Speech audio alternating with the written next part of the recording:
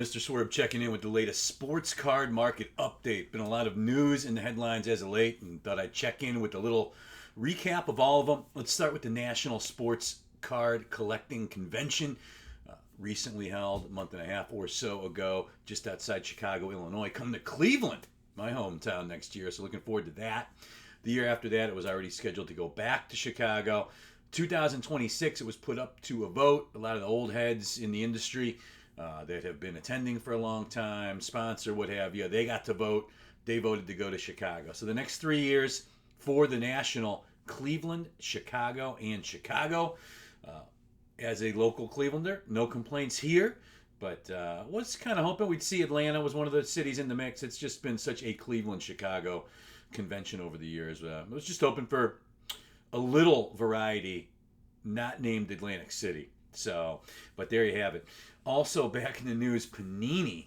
Not good headlines, unfortunately, for them once again. The WWE announced that they were going to be terminating their sports card licensing agreement with Panini, effective immediately, following the suit of what the NFLPA did a month or so back. Like the NFLPA, citing breach of contract as the reason, Panini has filed a lawsuit saying that the contract was actually terminated back in August with no warning. So a countersuit already filed by Panini. In the case of the NFLPA, they did the same. Actually, asked for it to be brought to arbitration. No updates on that whatsoever. Of course, NFL still has a licensing deal with Panini. NFL also owns an equity stake, pretty large one, in Fanatics, who's replacing all of these terminated deals. And the same was true with the WWE. So we'll see what happens. The NBA also still has a deal with Panini with some years left. Will they follow suit next? And again, there you have to deal with the Players Association and the league itself, as we saw with the NFL. So a lot of moving parts. Panini continues to churn out product, but with these licensing deals being terminated, I can't see them getting any new autos or new licensed material, from NFLPA, from WWE, even maybe with these lawsuits in place. But we'll report back with all the latest on that. In terms of new releases, some exciting new releases coming up in the sports card hobby. We have Bowman Chrome Baseball that was just released to a lot of fanfare. You've got the Babe Ruth Retro Fractors in there. Dave and Adams put a bounty up, $200K for the one of one. Starting to see some of the other numbered ones sell now on eBay and other platforms. There was a Babe Ruth Bowman first, numbered to 25, that sold for a little bit over $2,000. A lot of people commenting on it because they're selling in some cases for more than actual Babe Ruth cards.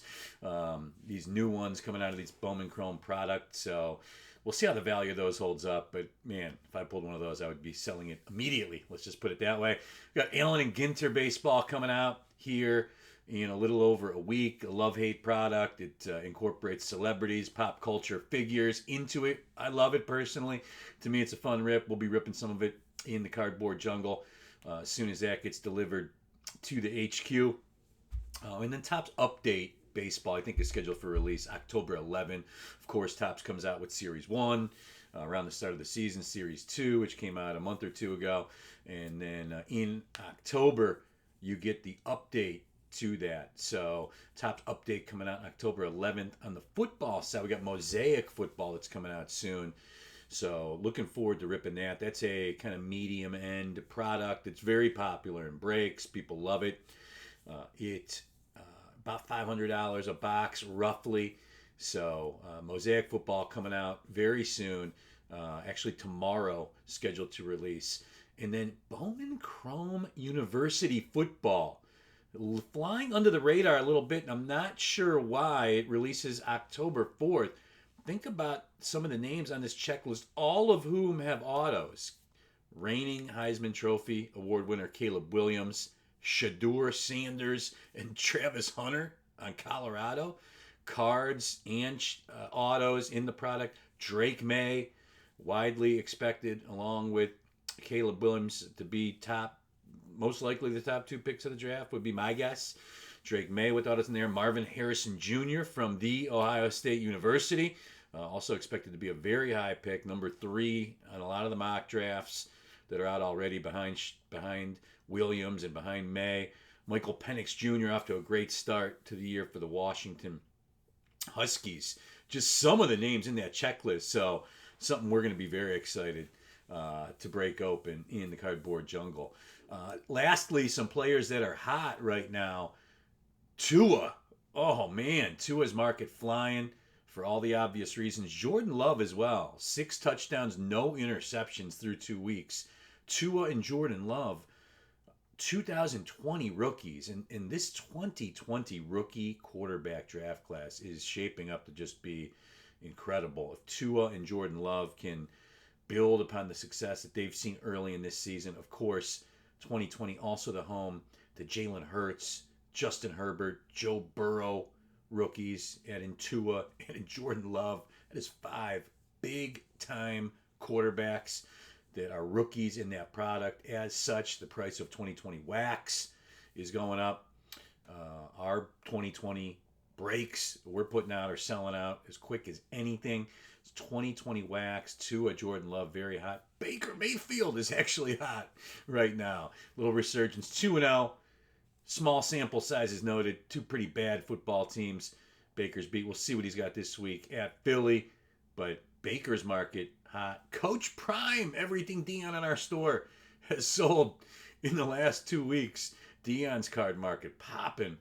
Also in the NFL running back side, Christian McCaffrey and DeAndre Swift also seeing very nice markets for both them, both off to great starts to the season. On the flip side, Justin Fields, man, a lot of hype, a lot of anticipation around Fields this spring, this summer, leading into the season. Saw a lot of Fields cards for sale, a lot of Fields transactions at the National in Chicago back in late July. But his card market plummeting right now. There's a lot of Fields investors getting nervous feet, looking to move out of some of their positions on Justin Fields stuff, as he really just looks overmatched through 2 weeks. So there you have it. That is our latest sports card market update. I'm Mr. Swerb with the Cardboard Jungle. We break live Wednesday, Thursday, Friday nights. You can get down at thecardboardjungle.com. Also big single sellers on eBay or ComC. You can find us there. Also, the Cardboard Jungle. So until our next video, we will see you soon. Have a great week, everyone.